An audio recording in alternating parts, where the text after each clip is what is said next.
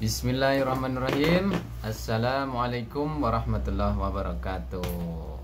Ketemu lagi di channel Ano Sujarno. Nah, kali ini teman-teman, saya sendiri akan meng-share atau sharing ya untuk masalah psikosomatis, anxiety dan GERD yang 2 tahun lalu saya terkena penyakit tersebut ya. Nah, jadi untuk teman-teman semoga yang menonton video ini dalam keadaan sehat walafiat, selalu dalam ketenangan, dianugerahkan ketenangan oleh Allah Subhanahu wa taala, ketenangan hati, ketentraman jiwa, serta ketenangan pikiran ya. Disehatkan jiwa dan raganya dan ditenangkan pikirannya. Amin amin ya rabbal alamin. Nah, alangkah baiknya teman-teman semua, sebelum menonton video ini hingga selesai, alangkah baiknya di subscribe dulu channelnya Ano Sujarno, serta di like dan di share. Dan kemudian setelah kita bersama-sama membahas masalah anxiety dan GERD serta psikosomatis ya, kalau bahasa saya untuk mudah difahami itu penyakit itu ketakutan ya, atau panic attack gitu ya, yang sering teman-teman dilakukan pembahasan. Nah, kali ini saya sendiri ya, kurang lebih 2 tahun lalu, setelah pandemi di bulan Maret atau apa ya, setelah pandemi itu saya tiba-tiba terkena penyakit yang namanya psikosomatis ya. Jadi ketakutan yang berlebihan. Jadi waktu itu saya belum tahu ya bahwa itu penyakit psikosomatis atau GERD atau yang dibilang anxiety atau panic attack ya, karena memang saya baru mengalaminya, dan itu penyakit itu datang itu secara tiba-tiba dan mendadak gitu teman-teman. Jadi kali ini saya akan membahas tentang kok bisa gitu ya kita terkena penyakit seperti itu, kita terkena GERD, kita terkena anxiety atau penyakit yang dinamakan ketakutan berlebihan. Nah, semoga teman-teman kita saling sharing ya, untuk bisa tujuannya untuk bisa video ini saling bahwa yang terkena penyakit ini tidak sendiri. Karena kenapa saya ingin membahas penyakit ini, sharing namanya untuk penyakit ini, karena yang terkena penyakit ini itu rata-rata dia mengalami ketakutan yang berlebihan, dan dia akan cenderung lebih bahwa dia tuh merasa sendiri gitu. Karena untuk diceritakan ke yang lain juga mungkin mereka tidak akan mengerti ya apa yang kita alami gitu guys. Jadi ini video dibuat untuk kita bersama-sama saling memahami ya. Mudah-mudahan bisa membantu teman-teman semua yang terkena penyakit seperti saya, yaitu psikosomatis gitu. Apa pemicu ya? Apa pemicu dari penyakit tersebut ya, kok bisa datang secara tiba-tiba gitu kan? Saya juga waktu di awal terkena penyakit ini itu saya bingung, ini kok penyakit seperti tiba-tiba ya. Dan awalnya saya terkena penyakit ini itu waktu pandemi di awal itu, dan saya sering mengkonsumsi berita-berita yang negatif ya. Mungkin teman-teman untuk dikurangi yang mengalami penyakit ini, dikurangi untuk menonton video-video yang negatif, karena secara tidak langsung itu, walaupun kita tidak menyimpan di memori kita, mungkin seperti komputer itu ada memori yang untuk menyimpan. Nah, manusia pun seperti itu. Jadi setelah berita-berita negatif itu sering kita konsumsi, sering kita lihat, sering kita dengar, mungkin itu secara tidak langsung itu terkumpul di memori kita ya. Jadi pada akhirnya ketika kita tidak kuat itu, tubuh akan memberikan sinyal bahwa kita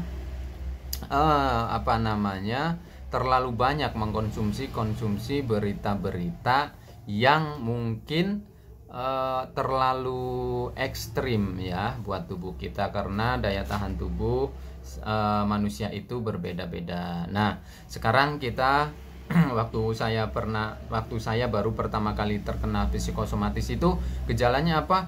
Kita jantungnya itu berdebar kencang, dan kemudian takut yang namanya mati gitu ya. Padahal semua manusia itu kan mau mati, pasti semua orang pun juga takut. Tapi ketakutan ini tuh ketakutan yang sepertinya memaksa kita itu untuk merasakannya. Jadi ketakutan yang benar-benar datang secara tiba-tiba, dan kita rasakan bahwa seolah-olah kita akan mati pada saat itu juga. Dan malaikat maut itu seperti rasanya udah mau mencabut nyawa kita gitu, teman-teman. Jadi ini memang penyakit yang susah kita ceritakan, susah kita ungkapkan ya, karena memang yang bisa merasakan ini itu hanya yang mengalami penyakit ini gitu. Dan kita cenderung setelah kena penyakit itu kita akan berpikiran negatif. Apa saya kena santet, atau saya kena guna-guna, atau apa gitu. Karena penyakit ini yang kita rasakan itu memang bukan penyakit fisik, yang kalau kita kena penyakit fisik itu misalkan jatuh, itu kakinya yang tersandung atau kena batu itu akan sakit jika kita pegang atau kita rasakan. Nah, ini enggak. Jadi seperti lebih logisnya tuh seperti jiwa ya, seperti penyakit jiwa sebenarnya gitu. Jadi tapi teman-teman, tips dari saya untuk yang pertama kali memang kena penyakit seperti itu, waktu itu saya, pengalaman saya, sharing saya itu, saya karena saya muslim, jadi saya waktu itu langsung pergi ke tempat wudhu. Jadi saya langsung ambil wudhu dan saya sholat 2 rakaat, dan kemudian dilanjutkan membaca Al-Quran waktu itu. Tapi dengan seperti itu pun, itu ketenangan itu memang karena memang baru kena serangan panik attack itu, jadi itu belum bisa tenang. Jadi setelah saya sholat 2 rakaat dan membaca Al-Quran, setelah itu belum berasa tenang. Dan kemudian saya coba untuk menenangkan diri sebisa saya ya. Kalau dalam Islam, karena saya sendiri ini seorang muslim, jadi saya coba buat membaca sholawat, saya coba buat berzikir seperti yang Rasulullah SAW anjurkan gitu, bahwa menenangkan hati itu dengan cara berzikir gitu, mengingat Allah, dan kita coba buat menenangkan jiwa kita sendiri, hati kita sendiri, bagaimana caranya gitu ya. Jadi untuk teman-teman jangan jangan putus asa, karena penyakit itu pasti ada kesembuhannya gitu. Kita jangan lupa berdoa, kita jangan lupa berzikir, kita jangan lupa bersolawat, dan kita harus tetap yakin bahwa penyakit ini adalah penyakit yang bisa sembuh dan pasti akan sembuh gitu, teman-teman. Jadi seperti itu ya. Jadi kita bersama-sama memotivasi diri kita, karena kalau bukan diri kita sendiri yang memotivasi diri kita, maka siapa yang akan memotivasi diri kita?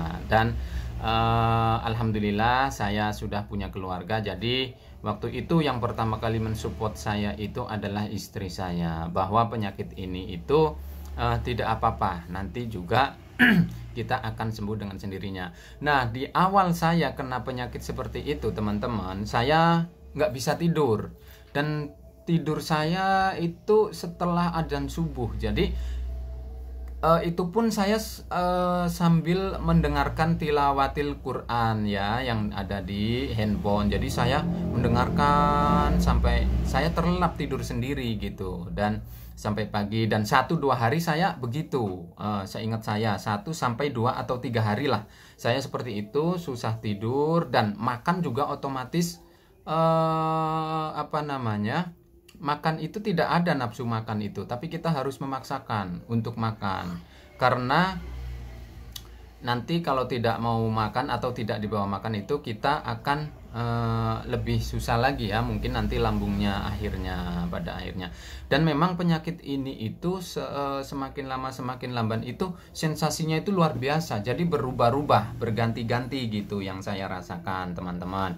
Awalnya itu takut mati, jantung berdebar, nah lalu susah tidur ya, 2-3 hari biasanya saya waktu pertama kali. Dan itu sangat hebat sekali, perasaan takut itu sangat luar biasa ya. Kalau kita tanya itu takut kenapa, takut apa, itu kita tidak akan bisa mengungkapkan, karena ketakutan itu seperti memenuhi dada kita dan nafas kita menjadi sesak, seperti ada yang mengganjal di tenggorokan gitu teman-teman. Jadi memang kuncinya ini harus kita coba seperti apapun, semaksimal mungkin kita harus menenangkan diri kita. Seperti kayak saya seperti orang muslim itu, tadi saya berwudu pertama kali, saya sholat hajat 2 rakaat, setelah itu saya baca Al-Quran, dan saya mencoba untuk tidur dan menenangkan diri dengan berzikir ya, memegang tasbih gitu. Nah seperti itu guys. Mungkin di awal itu memang kita nggak bisa sampai bawa mobil pun atau bawa motor itu nggak berani ya, sampai beberapa bulan saya lamanya itu. Nah yang saya ingat seperti itu teman-teman. Jadi tips saya teman-teman, coba untuk jika terkena serangan panik ini, coba untuk menenangkan diri dan mengkonsumsi makanan atau minuman itu yang baik gitu, yang halal gitu ya teman-teman. Dan dianjurkan seperti Rasulullah pernah menyampaikan bahwa salah satu yang menenangkan hati itu untuk konsumsi ya, untuk makanan itu bubur talbinah ya. Karena bubur talbinah itu ada di hadis Nabi itu, bahwa bubur talbinah, bubur gandum itu cukup menenangkan hati, bisa menenangkan hati. Dan mengkonsumsi madu seperti itu ya teman-teman. Dan intinya tetap sabar, bahwa penyakit ini itu pasti akan sembuh, dan kita harus tetap optimis dan berdoa kepada Allah Subhanahu wa taala, bahwa Allah yang memang memberikan penyakit ini kepada kita gitu ya teman-teman. Dan pasti setiap penyakit itu akan ada banyak sisi positifnya ya. Ya mungkin seperti kita sebagai muslim, mungkin yang awalnya tidak mau ke masjid, yang mungkin tidak mau sholat berjamaah di masjid, tidak kepingin, dan akhirnya setelah kena penyakit itu seperti ada yang mendorong bahwa ketenangan itu akan ada di rumah Allah, yaitu masjid gitu ya. Jadi di awal saya kena serangan panik itu, beberapa bulan kemudian itu saya kepingin rasanya untuk sholat berjamaah di masjid, sehingga alhamdulillah saya setelah beberapa bulan kena penyakit seperti itu, karena waktu di awal-awal kena penyakit itu kita nggak mungkin ada perasaan pengen ke masjid, tapi rasa takut yang luar biasa itu susah untuk dikendalikan. Jadi ya saya setelah bisa ke masjid itu setelah 2 atau 3 bulan mungkin terkena penyakit psikosomatis ini. Bahkan sampai sekarang pun saya terkadang agak kumat sedikit ya, tapi itu alhamdulillah bisa dikendalikan gitu teman-teman.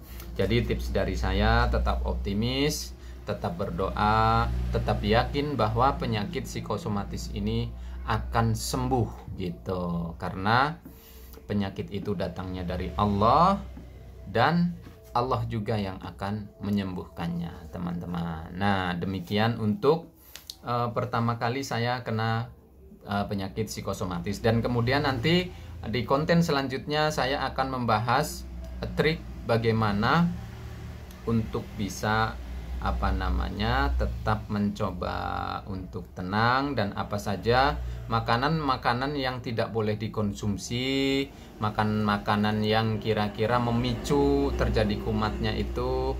Nah soalnya kalau udah kumat itu biasanya dada terasa panas sehingga tembus ke punggung, area punggung sini. Jadi dari dada itu tembus ke bagian punggung panas gitu kan, dan itu akan menyalurkan kacau. Jadi otak kita jadi kacau itu. Jadi penyakit anxiety ini menurut saya juga memang penyakit yang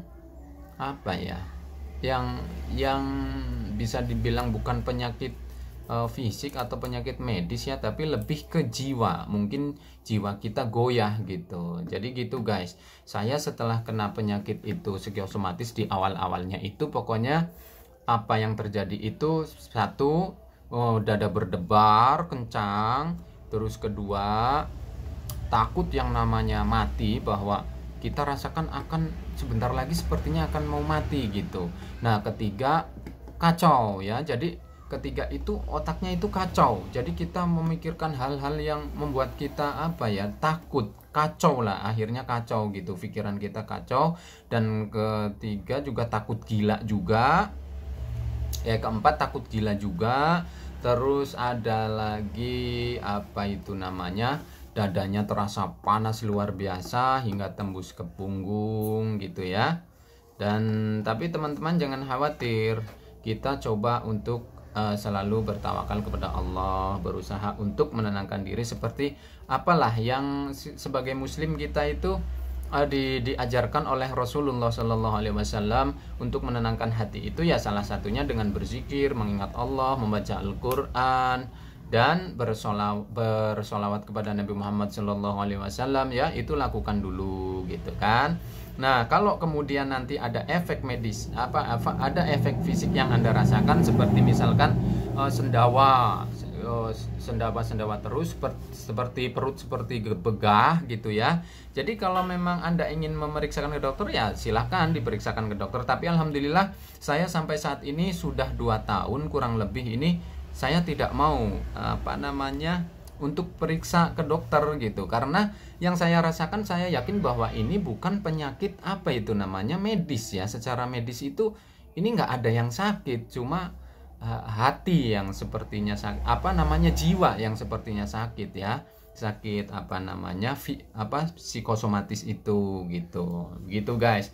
Jadi pengalaman saya saya membuat video ini untuk berbagi bahwa Anda yang terkena psikosomatis itu tidak sendiri. Banyak orang yang terkena penyakit seperti saya ini, seperti GERD, psikosomatis, seperti anxiety, seperti itu pokoknya itu memang sudah penyakit sepertinya satu paket gitu. Jadi kita akan kena penyakit ini tuh merasakan sensasi, begitu banyak sensasi yang luar biasa ya.